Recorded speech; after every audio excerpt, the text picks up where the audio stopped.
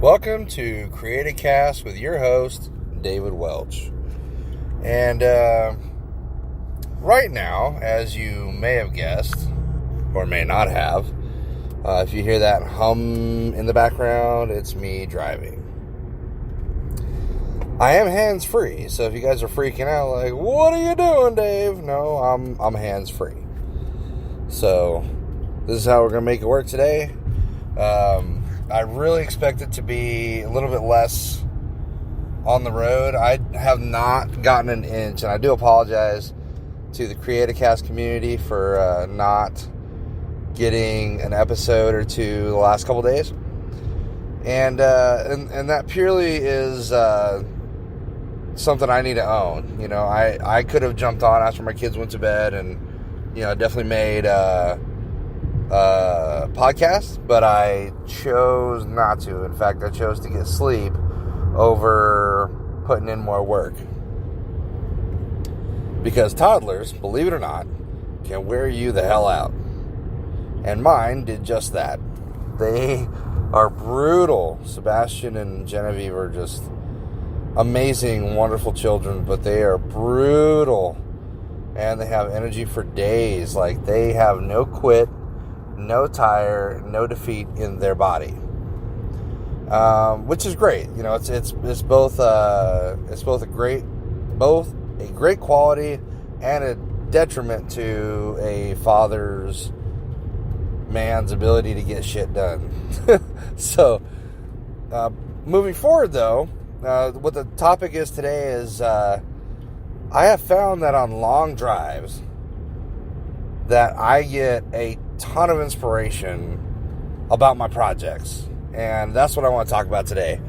Where we derive our inspiration and how we can maintain a high level of keeping in that same mode, either when we get to our destination or how we can go about keeping tabs on what we're thinking about as far as our character development, setting, story arc, writing in progress, whatever have you.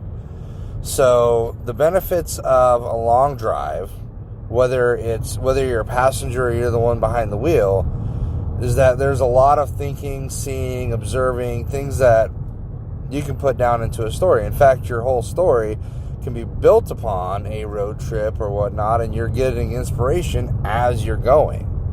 You know, from the trees on the side of the road, how you as a driver might imagine a dog running out in front of you, which I hope never happens, or a cat, or a skunk, or whatever the hell have you.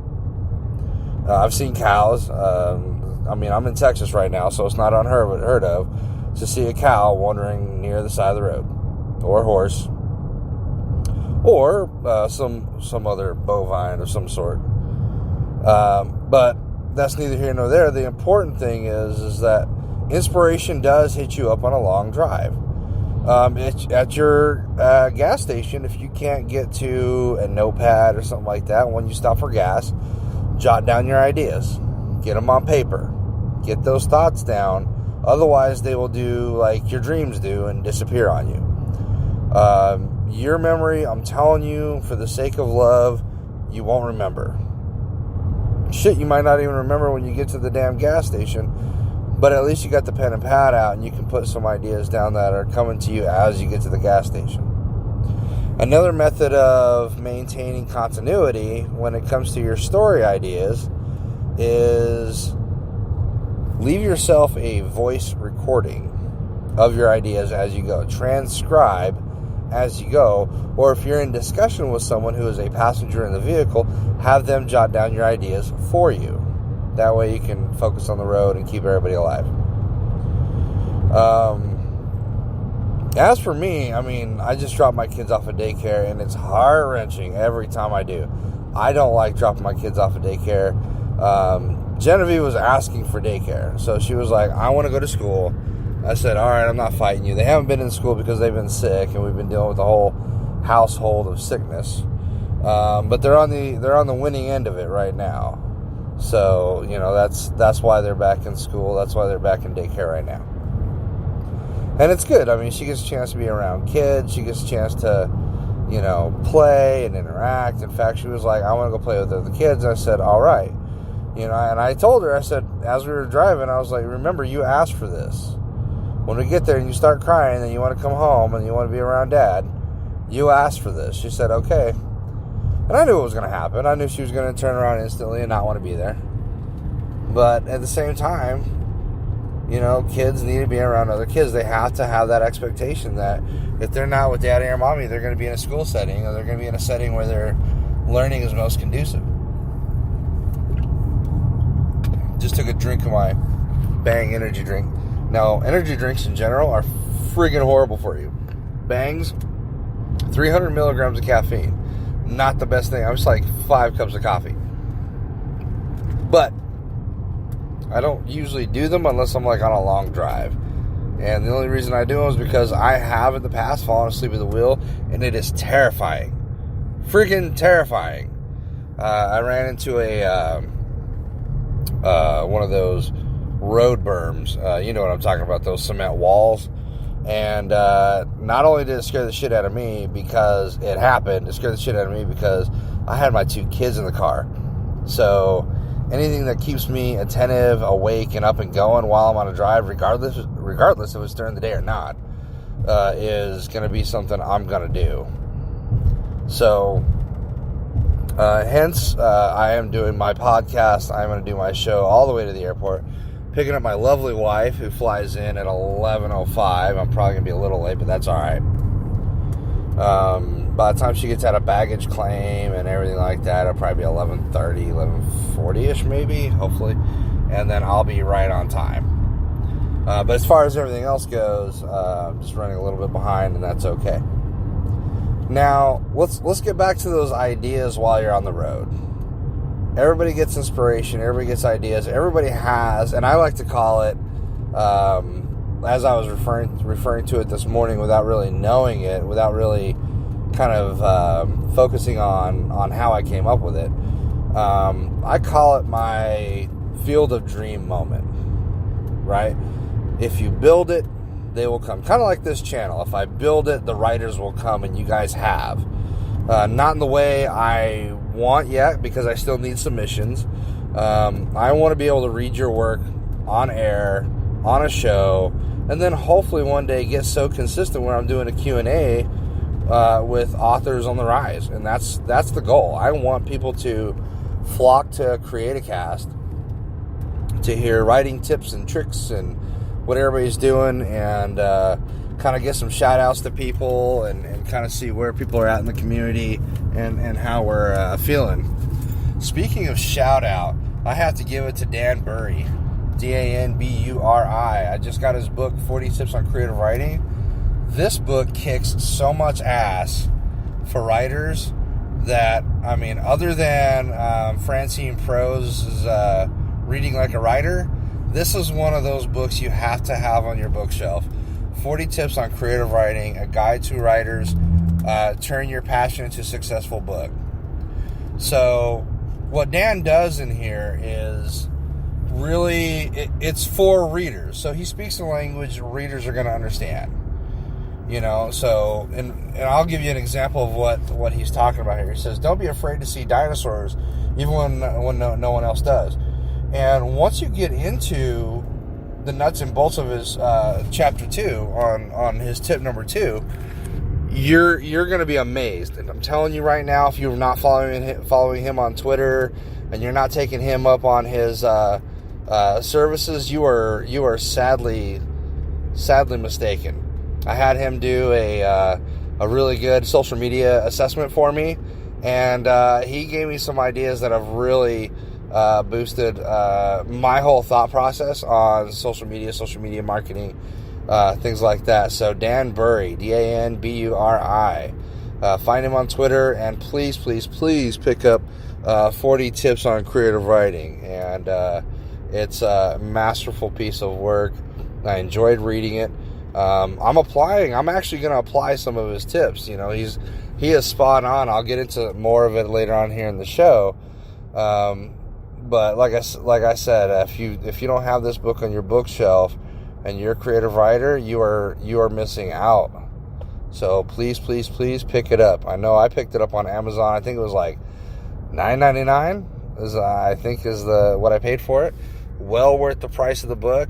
It's not a very big book. It's not very thick as you would see other books and things like that. But please pick it up and please follow Dan Burry on Twitter and his other social media accounts. All right, moving forward. So inspiration on the drive. So people are often driving, but they're not taking in the experience. A lot of people will, drive down the coast in California and watch the waves and the reflection of the water as you're cruising around and swerving around rock faces. But sometimes a good drive out in the country is what you need. A good drive where the deer are liable to jump out in front of your ass at any moment. A good drive where on the side of the road you see an armadillo, or you see a skunk, or you see a bear even. I don't care where you're at in the world. Look at your surroundings and appreciate what you're seeing and experiencing. Because if you rewind the clock a couple hundred years ago, this landscape looked totally different. This landscape was a magical place where this whole road scheme was not even dreamed up yet. Imagine washes and switchbacks where people were riding up and down, plains where people were riding horseback and, getting lost in these sticks, getting lost in these woods and being attacked by, renegade Indians or being pursued by bounty hunters. And, there's so much content on a drive. Now, a lot of people do their reading on a drive. I'm not going to discount anybody who does that. If you're listening to this podcast on a drive, great. Get your listening in, get your reading in too, because this is why Audible's kicking so much ass right now. And that's why a lot of writers, and I'm telling you right now, writers, if you don't have your books on tape, you are missing a very, very huge audience. You have thousands. I don't know if it's even 1 million yet. Probably 1 million, but you have hundreds of thousands of truck drivers in this country, and more are getting. It's just where the money's at. Long drives, long hauls, even short drives, inner city, whatever have you. You have people that listen to books on tape, or that'll stop and check out a book on the side of the road. Whatever the case may be, people are listening. So get your work out there on Audible, and I am working diligently to get my shit on there too. So if you're a game changer, you're going to be following with the times. Now, people love the weight of a good book in their hands. I am first and foremost on that list. I love the feel of a good book in my hands. This is why I bought Dan Burry's book. I felt a necessity to really purchase a book and have it in my hands and feel the weight of it. And like I said, to read the work and get it in your hands is masterful. So again, going back to what you see on the road. So I'm seeing, so this is Texas. I'm in the Lampasas. I'm right outside of Cove. On the left-hand side of the road, I've got cows in a wooded pasture. They got a nice pond over there. This is on the first side of spring, so we haven't had the best looking trees and landscape. But you got birds. You've got birds of prey circling up above. You've got crows. What is that? Is that a hawk? I think it's a hawk up there. You have other birds of prey, and off to the left, they're circling a field where you could easily understand maybe mice or other critters, running to and fro. So, and you got more bovine on the left. And these roads are just crisscross. They're pockmarked. Right now, these roads look like they're from the 1970s, and they've had a few touch-ups here and there, but they probably haven't changed in a long time. It's just, you got one lane going, one lane coming, and I'm getting ready to hit up to the major highway, which is great. I love this landscape and scenery, but you can't go as fast as you want. Cops out here are kind of sticklers when it comes to speed limits, but just driving around and seeing critters and seeing ranches and, just understanding kind of this lifestyle that's right around the corner from you, you may not even know or experience. So that's why drives are important. If you're driving across country right now and you're, inside of a canyon or whatever have you, sometimes on the side of the road you see what looks like an abandoned shanty or a road out, a road that goes to nowhere. Or, there's so much potential in a story there. Like right now, I got this house on the side of the road, and it's a bunch of ranch hands. It's a farm folk. You got a good, it's called Cloudwood Ranch, coming soon, man. They got another ranch popping up right out here. They've got it staked out and what they're going to build. That's amazing to me. And this is, like I said, you got content just everywhere you look. You got garbage cans set out. You've got trees that look like they're from the haunted forest, on the left-hand side, where they're contrasting trees that are on the right-hand side that look like, something out of Oz, and they're perfectly shaped and formed. And you got houses back in the cut, surrounded by ponds and ditches and rivulets and all sorts of stuff. It's amazing. You got some good stuff out here. Now I'm out in Briggs, it looks like. Oh, I turned left at just 0.3, 0.2, 0.1. Oh, here we go. Well, not just yet. Stop sign. Oh, yeah. But, you got to love these small towns, too. Have to love them. Because there's so much being done out here. May not look like it. May look like a slow slip into madness if you're out here and you're used to the city and whatnot. But sometimes this is refreshing as hell. Alright, hold on, folks. Hello? Hello? Hello? Hello? Okay.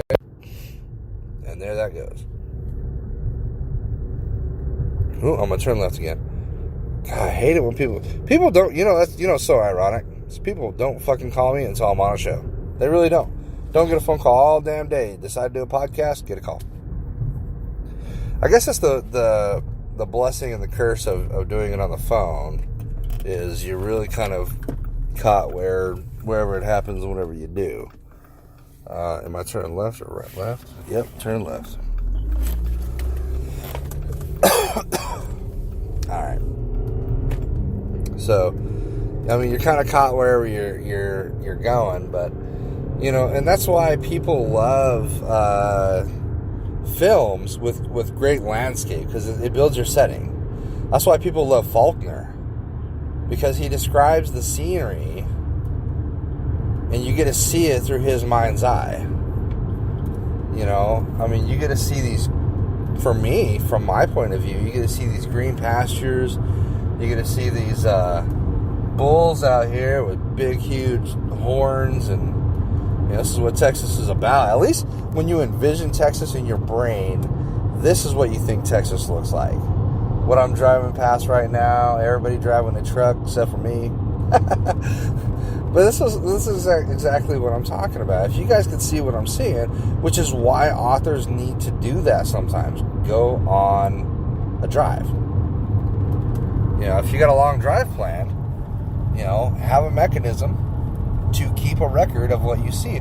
Or at least jot down or transcribe somehow some ideas as you go. That way you have a good understanding. And if at least you're describing somewhere that's real to people, because they can look out and go on a drive themselves and find it. So, yes, the internet's a great thing. It's brought a lot of things to people's lives that are hugely beneficial. But let's get real. Nothing beats the visceral experience of doing it yourself and going out there and experiencing what it's like. If you've never panned for gold, how are you going to be able to describe to somebody how that feels? That ache in your back you get when you've been cleaning all fucking day? Like, people can refer to it, but they don't know unless they've done it, right? So that's the best way to keep in mind when it comes to everything, is to think about your setting in a way that people will understand and give your characters some realism when they're actually aching. Like if you've ever rock climbed and when you get done and your arms are bent forward, you look like a praying mantis. That's a real thing. That's something people understand, because they're like, wait a minute, I've rock climbed and my forearms felt like they were on fire. My forearm felt like a rock, and I was bent in such a way that my hands looked like praying mantises because I was clinging onto that rock face so freaking hard. You know, maybe it's their back muscles, maybe it's their legs. A smart climber uses their legs, but you know, if their legs are freaking aching and, you know, like they've put everything they have into a climb, you know how they feel if you've done it also.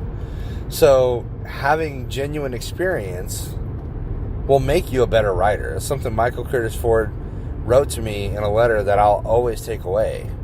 I will always appreciate him for that, for responding to me and saying, hey, it's you know, get the experience. You know, you have to have that experience. So that's what I'm talking about here when you're out on these drives. You know, you see a collection of wood on the side of the road. It didn't get there magically. Somebody put in the work to cut up that wood and put it on the side of the road, put that sign in there to hopefully get somebody to buy that wood for kindling or whatever it is that they want to get it for. It's about to be camping season. People are going to go out camping all fucking summer. So people are going to be grabbing wood and they're going to be building fires for one reason or the other. And that's the benefit of driving around. That's the benefit of seeing what's out here. You know, or you're looking at a field of, not a field, maybe a square of, you know, a few acres of dead plants, and you're like, well, what's going on here? You know, you can see the contrast between someone's perfectly manicured lawn or perfectly manicured farmland versus somebody's not taking care of land, and you're questioning, you know, why wasn't that maintained? Or you're looking at a horse that looks half starved, and you're like, well, what's going on here? That allows you to inquire. You can generate a whole story. You know, be that investigative journalist in your real life experience. Be someone who's gonna take your readers to task when it comes to providing details that somebody's gonna look and feel and see and envision. You know, I mean, everybody sees this on a drive. Everybody sees this, and they're gonna know exactly what I'm talking about. You're on a drive, and you're looking at a hilly, or maybe even a cavern, not even cavernous is the right word. You're looking at outcroppings that look like monsters or trolls or something. If you're saying that you've never seen that, you're fucking lying. Or if you're saying that, David, well, I don't know what you're talking about, I've never, or maybe castles, you know, or maybe, you know, the castle walls or something. If you're driving in a very canyon-like environment, or if you're driving next to a hill, and you could definitely tell this in Idaho, Utah area, where the Rockies are just amazing. You see that, and you're like, wow, I've never really taken the time to appreciate the imagination that goes into that sort of vision. But now you can utilize that. You can utilize that and add it to your tool belt and say, at night, how do things look? Is it the same? You know? Is it not the same? Is there a stark difference between day driving and night driving? Yes, there is. It's how you perceive things. It's your time-space relation looks totally different, you know, and it's totally worth having both experiences on paper, because it's not always going to be during the day when your action happens. And if it is, people might look at that and say, you know what, hey, this is a great book. It was a great novel, but, you know, the setting didn't vary for me. It was always taking place during the day. You have no idea what happens in the intervening hours other than you can assume sleep. Or the inverse happens, where you have stories that take place entirely at night, and during the day you're kind of like, well, what happens? You know, you have that question, that audacity to say, well, what do the intervening hours look like to you? So Think about that. Think about how that looks and where that goes in your writing. If you're working on something today, thank you. Thank you for being in the writing community. I'm writing as well. I've got 2 books that I'm really trying to work towards getting published, but now I'm in that stage where the editor's got to take a look at it. And if I have to go back to the drawing board, then I have to go back to the drawing board, and that's just the way it is. You know, I mean, I've had editors provide me good information and really good feedback, and I listen to them, and in the past I've been successful getting my work out. So especially when it's come to short stories, even if you have a short story that's been reworked 15 times and you've been in workshops and whatnot, it's always good to get an editor to really clean things up, or at least point out some continuity issues. Continuity is huge with people. That's why people fell off when it came to certain aspects of J.K. Rowling, or even major writers. Is sometimes a continuity shift happens, and we saw it when it came to television. I think it was the 100 or whatever show, not 100 Days or whatnot, but the 100 or one of the shows where they literally wrote themselves into a corner, and they couldn't fight their way out of it because they just changed the whole narrative of what they were trying to do, and they couldn't back themselves out of it without time jumping, which they really didn't build that kind of scenario. You can do that with something like Star Trek, because each episode is its own standalone mini novel, and that's what I loved about 90s television, is each episode really stood on its own. Yes, did you have to continue sometimes into the next episode, but they wrapped it up really quickly. They gave you enough to keep your whistle wet when it came to being thirsty for action and thirsty for that next turn of event. And we have to do that with our readers, do we not? I mean, that's a legit question. Do we not do that as writers, where we keep them thirsty, keep them hungry, keep them chomping on the bit for the next chapter? If you're not doing that, if your goal is not doing that with each chapter, and have that be a mini representation of how your book's going to go, then you need to reevaluate how you're composing your novel. So you have to look at each chapter as its own standalone source of valuable information the reader's going to take back to their brain and process, because they're going to. People are freaking astute as hell if they're in the writing and reading community. They're going to point shit out to you that you don't even see. So it's great to get as many eyes on your work as possible to build your craft. So you're driving, you're out there, you're collecting information. You know, let's say you're in the Sonoran. You know you're going to see these big-ass Sonoran cactuses. You're going to see the smaller little prickly cactuses. You're going to see a lot of sage. You're going to see a lot of, creosote trees. You're going to see just a bunch of things that are starkly different than the landscape of Texas, the landscape of Idaho, Colorado, Washington State. I mean, Washington State right now is probably livid freaking green. Little smog, little smoky, little, overcast and gray, or maybe patches of illumination. And I'm not quite sure. I haven't looked at their forecast, but that's my guess. And just having been there, no. So, like I said, I'm driving right now. Stark contrast. Look on the left-hand side of the street. Amazing green, fertile-looking grass. On the right-hand side, it's a little. Well, I just passed a little river, but it's just not the same. It's just starkly different. You got dead grass. You've got, little houses and buildings back in the cut. But that's something that you can add to your tool belt. And if you're somebody of the country, you would know. Now, if you're somebody who makes a living on the road and there's not really something that relates or pertains to you, and it's okay to be escapist, but it's also okay to have somebody say, hey, there's enough recognition into this very odd situation that I'm in as a driver, as a somebody who's in the business of carrying goods from one place to another. It's always good to have that feedback in literature.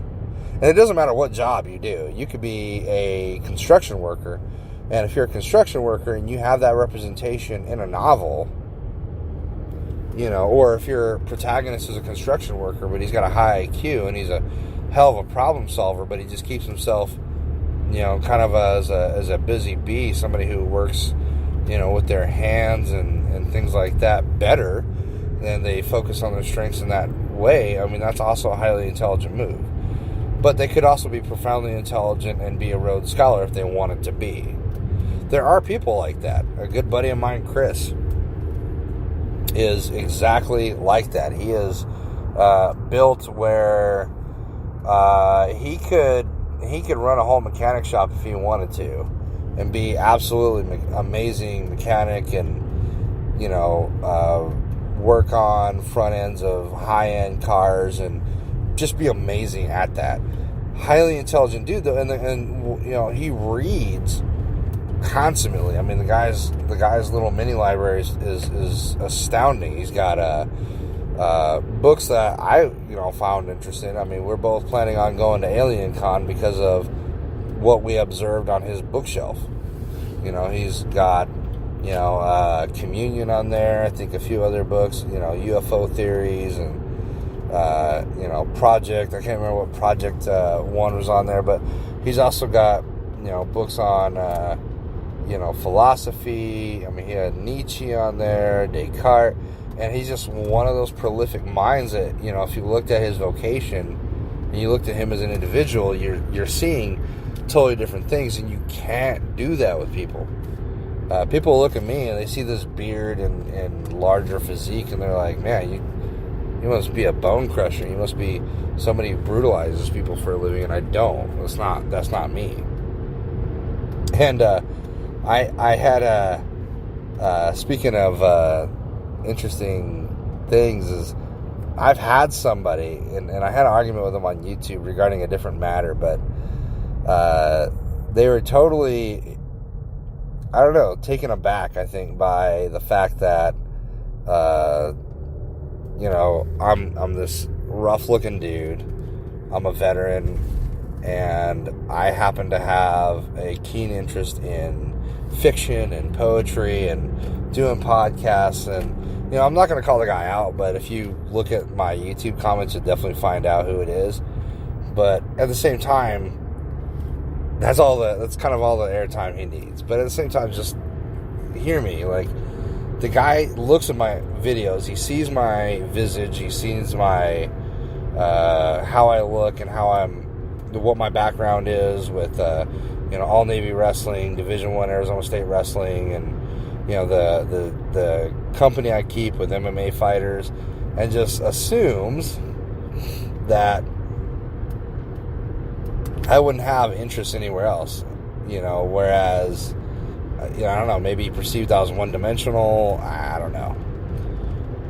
But at the same time, you can't really do that with people. You can't look at that gothic kid in the food court and assume he's just hating the world. You just don't know where his mind's at. Him, her, whoever. You can't see that cute girl behind the counter and just say, wow, she's attractive, she's blonde, and she's got to be ditzy. You may find a very profound mind behind that beautiful visage. And that's okay. Sometimes that's just the way the cookie crumbles when it comes to people's outward appearance versus their inward soul and how they update their intellect. Now, we're finding more Renaissance people, I think, in our time than ever before.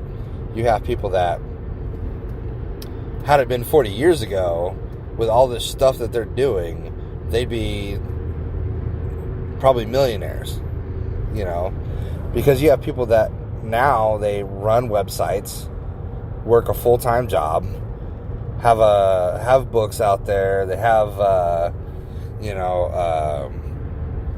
podcast they're doing 8, 9 different things, whereas I would say 15 years ago, you'd have been seen as a freaking savant with getting done and doing all of what other people are doing regularly these days now. You have people that are being paid for services and having an opportunity to make money on the side, whereas before, you pretty much relied on your primary source of income, which was your job. And a lot of people throughout time, like handymen and all that, have had side hustles. They've had local jobs to keep the money going, but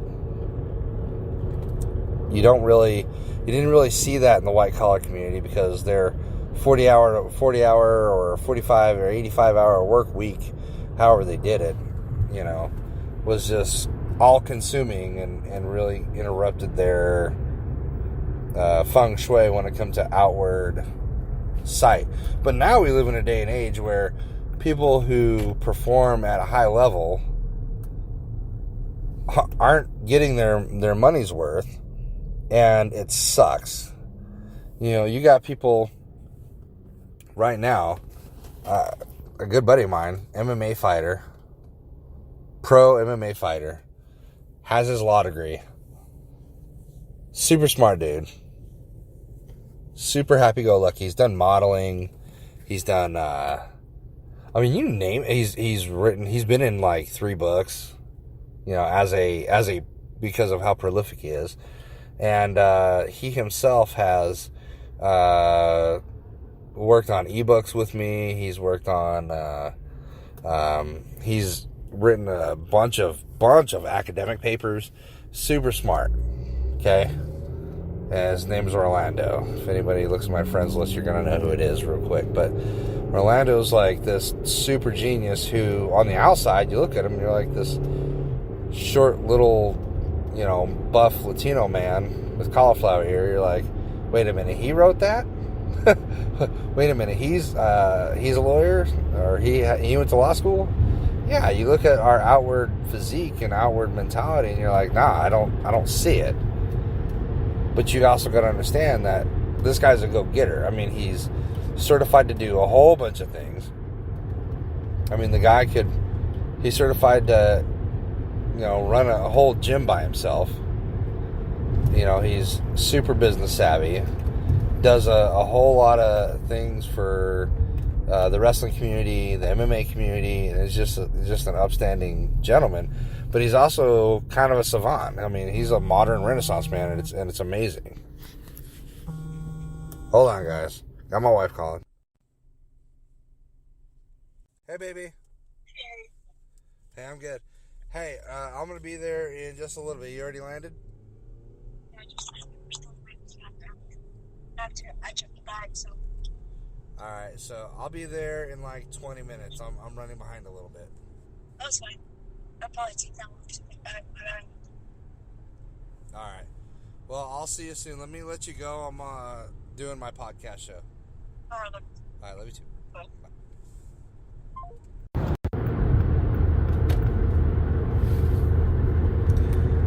Alright.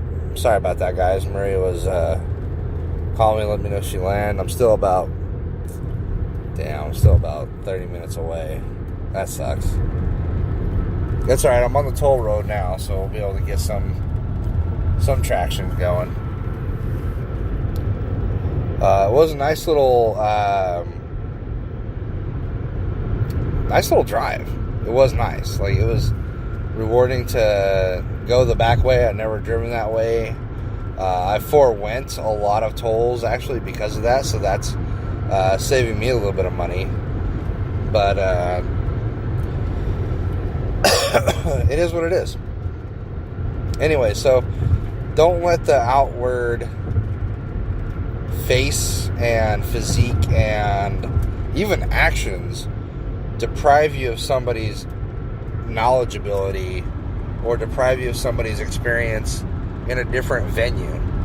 I know guys that are Division I college studs that cook, that write, that paint, that sing. I mean, there's just so many things that people do, and they're just badass people in general. They just do these crazy things. They rock climb, they do horseback riding. They do all sorts of stuff. So you can't really pigeonhole somebody based on their outward appearance. You know, they always have that saying, don't judge a book by its cover. Well, that's especially true when it comes to people. But you have to think of characters in that way. So that's something that's going to be highly valuable to you as a writer, is you have to have layers to your characters.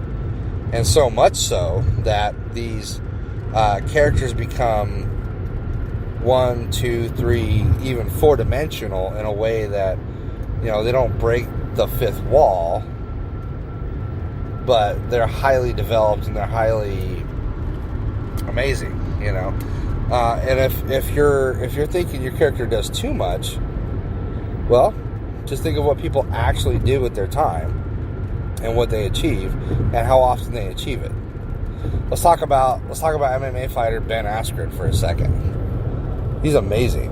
Guy's a disc golf stud, but he's also a former Olympian wrestler, Division I national champion wrestler, and probably the funniest MMA fighter, undefeated on the planet. Now at the UFC, and his brother Max is also a stud, NCAA champ, and you know, he runs a wrestling program, and you know, speaks different languages. I mean, these guys are amazing. So, if you're out there and you're an athlete, and you think you know, kind of pigeonholed into that arena, don't let that be so. You got guys that are on the Princeton and Harvard wrestling team for a reason. Stanford has a bunch of studs wrestling there, but they also got 4.0 students. So don't ever let anyone discount your ability to be seen in a different light. Now, there are those guys. There are those guys out there that are pretty one-dimensional. Those are great characters to have because they're going to be your workhorses, believe it or not. Your consistent, you know, never give up characters are fucking one-dimensional, and they're one-dimensional to the point where or maybe even two-dimensional to a point where you change up the game a little bit later on down the road, or maybe they're doing it for a reason you don't quite understand or have written up yet, but keep that in mind. Keep that in mind for your characters, to build them up slowly. Sometimes you want that juggernaut. You want that one-way character that's just this monster who does these crazy things, and they're pretty much always doing that. They're pretty much always going to be a one way and think one way, and you know, it's okay to have the juggernaut. It's like, for example, in writing or even in film, the Borg. The Borg, they're consistent. They don't change very much. You know, you just got to think about it. They're freaking juggernauts. They operate to assimilate. That's it. They have one goal: assimilation. They want to assimilate and bring order to chaos. That's what they do. And it's great. It's great to have a villain that's always consistent. Even with that, you know, however you develop them, their whole goal is the same. And it's great to have that, especially in a villain. Sometimes the villain is the road, right? Sometimes you're on a drive and the villain is the road, or the people on it. Not so much the road itself, but the people on it.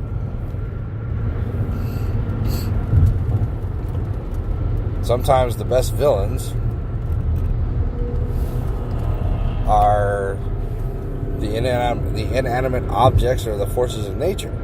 And if you're on a drive, especially if you're a storm chaser type, and you see a tornado kicking a town's ass, well, then that's something that needs to be considered when you're maybe talking about the Midwest, or maybe if you're talking about a time of the year where it would be uncommon to not have some sort of natural occurrence, like monsoon season in Arizona, or hurricane season, or tornado season, or whatever season it happens to be, blizzard season. Okay? So drives are food for thought. Drives are something that are going to help you, and you have to have a mechanism to get those ideas down on paper. They're going to build your story base. They're going to build your arsenal and your toolkit. And people are going to call you out real quick. Let's say you're talking about a character who drives in Texas, especially Central Texas, and you talk about, oh, well, the gas station. Well, people from Texas are going to be like, well, okay, dude, what gas station are you talking about? Suncoast, or Sunco, HEB, 7-Eleven? Which one are you talking about? If you're going to give cross streets, especially if you're going to give like specific cross streets, describe what's there. Tell us what the character sees. Be specific. And sometimes you won't even freaking know unless you're on a drive. I have yet to see, and maybe I haven't read enough to see this. I haven't seen a story or a book really utilize road signs. I mean, maybe there's a road sign that helps you get to your destination, but how many here have, or maybe GPS, how many here have gotten lost with GPS? You see that with television series, you see that with cartoons, but you never see it in a novel, really, where, somebody's bass backwards and turned around because of road signs. Or maybe a billboard. They're looking for a certain store based on a billboard, and you come to find out it's been closed for years, and that billboard just hasn't been changed. Something that'll help you out. What are some other things we see on the road, guys? What are some things that are consistent as fuck when you're out on the road? Street lamps? Maybe. A slight 30-degree, 20-degree curve on a highway. Billboards and things off to your left and your right. Maybe a center column of green, lush grass that nobody will ever get a walk on. Or if they do, they're going to get arrested because police are stupid. Maybe that's an issue for you. Let's talk about socioeconomical issues that enter literature. Sometimes we need that. Fahrenheit 451 or Orson Welles in the fuck is that book? I'm drawing a blank because I'm stupid. Not because I haven't read the book. Not because I'm not I think I'm just having that driver's fatigue. Not fatigue, but kind of in that state. Anyways, if I say Orson Welles or George Orwell, people are gonna know what the hell I'm talking about. But Ray Bradbury's Fahrenheit 451 is a prolific novel, and you understand the socio-economic issue with censorship. Censorship is a real thing. It's going on in New Zealand right now. I wouldn't have learned that had I not been on a drive listening to the news. Sometimes that's where I get my news, is on a good drive. Or maybe if I didn't have to, pee so bad and stop on the side of the road, I would have been able to witness something else. Maybe had I not had to go to the bathroom, I wouldn't have been able to rescue that life that changed my whole landscape of being.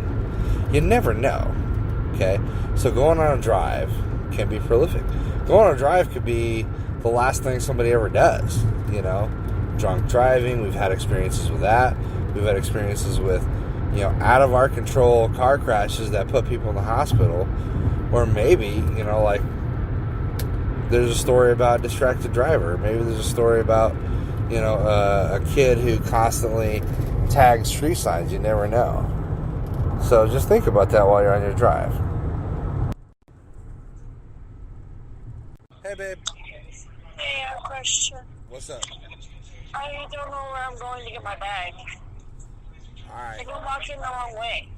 You could be walking the wrong way. It's downstairs. Oh, I'm freaking... Yeah.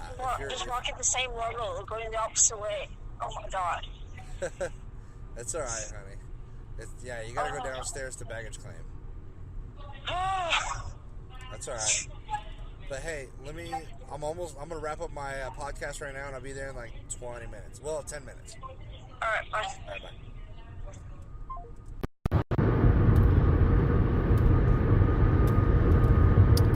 It would make sense for her to call me, but anyone else to call me, that wouldn't make sense. But that's what happens. So, okay, we've covered a lot of ground. Let's get some basics covered. Please help me keep the show going, guys. One way to help me keep the show going and not get pulled over, hopefully that doesn't happen. It's possible. Maybe the state trooper didn't see me. Well, that's always a hope and a dream, isn't it? Anyways, so keep me going. I do have a PayPal. I'm going to put the link in the show's description a little bit later. I'm not going to do that right now. I also have a Venmo. If you care to make a donation and keep this show going and help me build this show to a much larger show, please, out of the kindness of your hearts, let me know. And then I'm also going to get some t-shirts and mugs going here soon. We're going to have a Creatacast show logo contest that I'm going to do as well. And but most importantly, let's talk about the writers. Most importantly, let's get the writers to pick up the pen or send me an email at dwelch9627@gmail.com. That way I can take your work and get them on my show. Just like I gave a shout out to Dan Burry and his, 40 tips of creative writing. I can do the same for your book or your writing in progress or even your short story to give people a taste of how you write. Send me your submission. If you're going to write fiction, 10 pages of fiction, Times New Roman, 12-point font, 1-inch margins. I know I sound like a professor right now, but that's what I want. If you're doing poetry, please separate your poems on a different page. And then let me know where the page breaks are. And please, for the love of Pete, put it in a font I can read. Arial 12, Times New Roman 12. I got a submission where it was written all in like an italic type script, and I couldn't read. It was in italics and it was cursive, so I couldn't read the shit. I tried changing it, but it was read only or some shit, and I was like, good lord. Couldn't use it. Sucked. Felt bad. Sent the writer an email saying, hey, please send me your poetry in a different format. I'll love to read. Never got back. So, make it simple for me. Make it easy for me, guys. Don't make it rough. I want your content to be out there. I want you to send me a little bio. That way I can tell people about you. A picture would be nice, but it's not necessarily needed for radio. Just believe me, I got the face for radio. So let's just keep it light, keep it good, and just stay on me as a producer, as a creator of the show. And I do this for you guys. I do this much for the catharsis of myself, because I like hearing myself speak. But I also do this for you. Any time I can give any insight to a writer, wrong, right, or indifferent, I want to do it. Okay? I want to be able to give a writer the tools that they can just walk away from my podcast and say, I learned something today. If you didn't learn something from my podcast, then shame on me. I'm the one being the villain in that aspect. But try to take something, one kernel of information that I say away so you can park it in your toolbox and then move forward. Okay? Go for a long drive. Go for a long, just hot buses for a day. Try that. Don't get mugged, but hot buses. Maybe take a Greyhound somewhere and just sit on the dock of a bay. I mean, I know Otis Redding's turning in his grave right now. Like, don't steal my shit, brother. But think about it. That song was fucking amazing, prolific. because it described action. It described what the hell is in the road. I better move. Duct. That's what it is. Move, motherfucker. Go. My road rage slipped onto the podcast. Lovely. That's amazing. Yep. I'm totally going to hear about that one later. But you don't just because something's in the road doesn't mean you slow down to 20 miles an hour to get around it. Sorry. A little bit of duct, is not going to do any damage to your fucking Honda Pilot, buddy.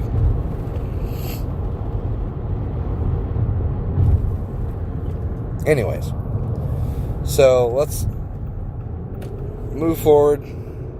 Please shoot me your information, your stories, your poetry, your I don't care at this point if you're sending me a skit. If it's very well done and it's understandable and I can swap between the characters well enough, I'll play it. I'll put it on here. I'll do my best. If you want it in your own voice, please send me the written form and the audio clip in tandem. That way I can have it read by you, and I can have the way it's worded in front of me. That way I can follow along, or I can get it on the e-newsletter, the e-journal that I want to do later on. Sound good? Sound good. I do that with my kids. Sound good? Sound good. Anyway, guys, I love you. Please shoot me an email, dwelch9627@gmail.com. Again, Delta Whiskey Echo Lima Charlie Hotel 9627@gmail.com. Love you. Can't wait to hear from you. And go for a ride. Go for a drive, and live long and prosper.